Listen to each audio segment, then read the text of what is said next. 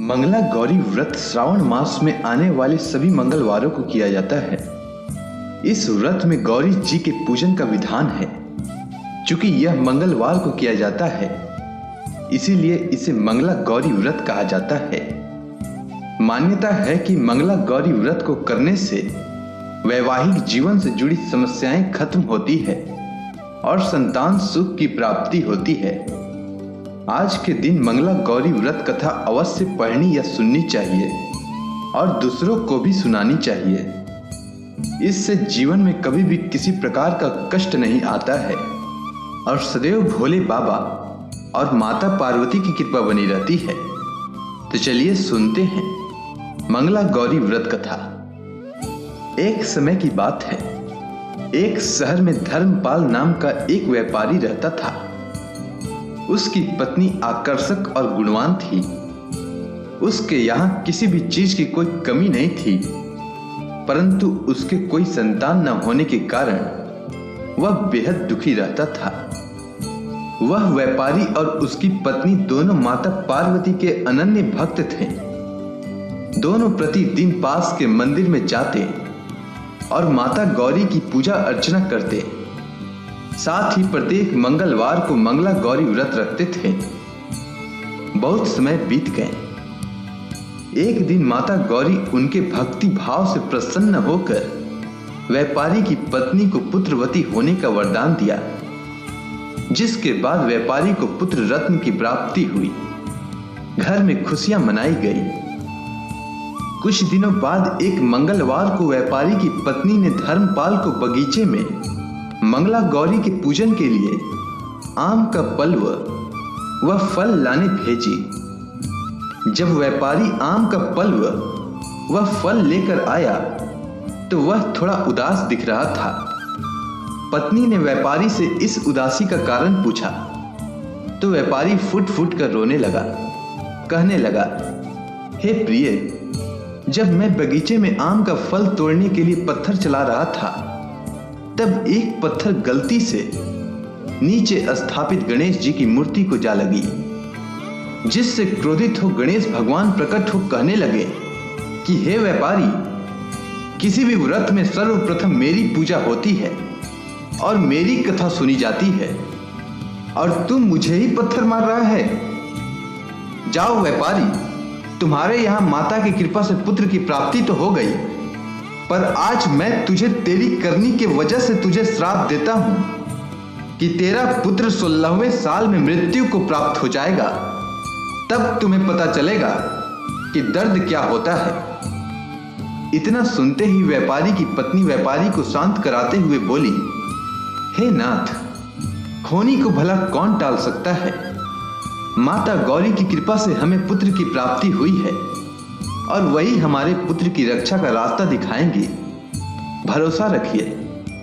और आज खुशी का दिन है तो खुशी मनाइए, बाकी सब माता गौरी पर छोड़ दीजिए। बालक के घर में आने से व्यापारी का समय कैसे बीतता चला गया, उसे थोड़ा भी आभास नहीं हुआ और देखते देखते उसका पुत्र लगभग 12 वर्ष का हो गया। व्यापारी अपने पुत्र को पढ़ने के लिए काशी भेजना चाहता था, पर इससे पहले उसने अपने पुत्र की इच्छा भी जाननी चाहिए। इस पर व्यापारी का पुत्र बोला, पिताजी, मुझे अब पढ़ने में थोड़ी सी भी रुचि नहीं है। मेरी प्रबल इच्छा है कि मैं लोगों की सेवा करूं। इस पर व्यापारी तनिक सोच में पड़ गया। धक से उसे याद आया कि गणेश भगवान ने श्राप दिया है कि उसकी मृत्यु 16वें साल में ही हो जाएगी। इस तरह से तो मेरे पुत्र का शेष आयु सिर्फ 4 साल ही बचे हैं, तो क्यों न इसकी खुशी जिसमें है वही किया जाए। यह सोचकर वह पुत्र से पूछा, तो बताओ पुत्र, मैं तुम्हारे लिए क्या कर सकता हूं। तब बालक ने कहा, हे पिताजी, आप मेरे लिए चौराहे पर 2 घड़े पानी और कुछ मीठा रखवा दीजिए, और मैं आते जाते सभी राहगीरों को मीठा खिलाकर पानी पिलाने का काम करूंगा। इतना सुनते ही व्यापारी ने तत्काल इसका प्रबंध करवा दिया। और फिर क्या था, बालक चौराहे पर बैठकर आते जाते राहगीरों को रोजाना पानी पिलाता और सभी राहगीर पानी पीने के बाद उसे युग युग जीने का आशीर्वाद देते। 16वां साल पूरा होने वाला था कि उसी रास्ते से देवर्षि नारद जी साधारण साधु के वेश में गुजर रहे थे। तभी बालक की नजर उन पर पड़ी।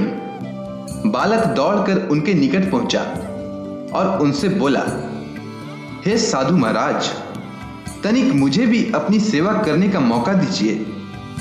नारद जी बालक के करुण स्वर को सुनकर बहुत प्रभावित हुए और बालक के द्वारा दिए गए गुड़ को खाकर पानी पिए और उनके मुख से भी युग युग जीने का आशीर्वाद निकल गया।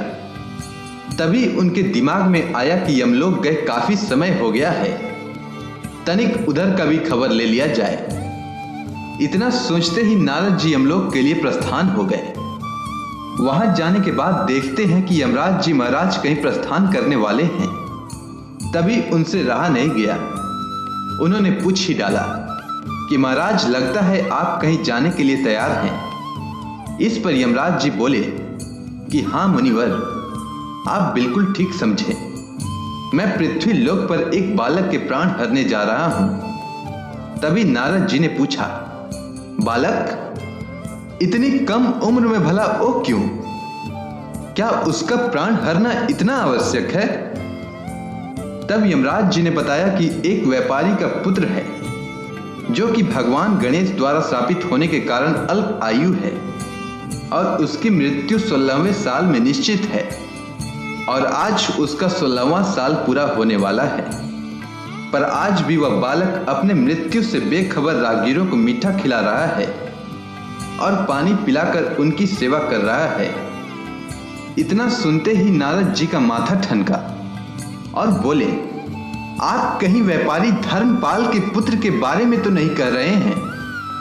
तब यमराज जी ने कहा कि आप बिल्कुल ठीक समझ रहे हैं महर्षि नारद। इतना सुनते ही नारद जी ने कहा, यह तो असंभव है महाराज। मैंने भी उस बालक की सेवा प्राप्त की है और मीठा खाकर पानी पीने के पश्चात उसे युग युग जीने का आशीर्वाद भी देकर आया हूं। भला एक ऋषि की वाणी कैसे असत्य हो सकता है? इस पर यमराज जी बोले कि यह सब मेरा काम नहीं है। मेरा काम किसी भी व्यक्ति का उसके निश्चित समय पर प्राण हरने का है, सो मैं करने जा रहा हूं। इसके लिए आप गणेश के माता गौरी के पास जाएं और उनसे ही बालक के प्राण की रक्षा के लिए याचना करें, तभी कोई काम बन सकता है। इतना सुनते ही नारद जी दौड़े दौड़े कैलाश पर माता गौरी के पास पहुंच गए और देखा कि वहां स्वयं भगवान शिव और गणेश जी भी बैठे हुए हैं। इसके बाद नारद जी ने सारा वृतांत कह सुनाया। इतना सुनते ही माता गौरी ने कहा, ये तो घोर अनर्थ हो जाएगा कि एक ऋषि का दिया हुआ आशीर्वाद असत्य हो जाए, पर गणेश का दिया हुआ श्राप भी व्यर्थ नहीं जा सकता। अतः इस समस्या का एक ही समाधान है कि पृथ्वी पर एक महिला है जो मंगला गौरी का व्रत करती है, जिसके फल स्वरूप उस महिला की पुत्री के जीवन में कभी भी वैधव्य दुख नहीं आ सकता है। यदि उस युवती के साथ धर्मपाल के पुत्र का किसी प्रकार विवाह हो जाए तो उस बालक के सर से मृत्यु का साया हट जाएगा। इतना सुनते ही गणेश भगवान मंद मंद मुस्कुराते हुए माता गौरी से बोले, आप धन्य हैं माता। किसी के प्राण कैसे रक्षा करनी है यह कोई आपसे सीखे।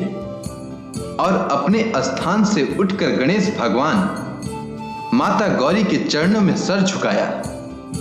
फिर क्या था, नारद जी ने व्यापारी के पास जाकर उसके पुत्र के प्राण की रक्षा का उपाय बताया और फिर व्यापारी ने आनंद फानन में उसने अपने पुत्र का विवाह उस युवती के साथ कर दिया और इस प्रकार माता गौरी की कृपा से व्यापारी का पुत्र दीर्घायु हो गया।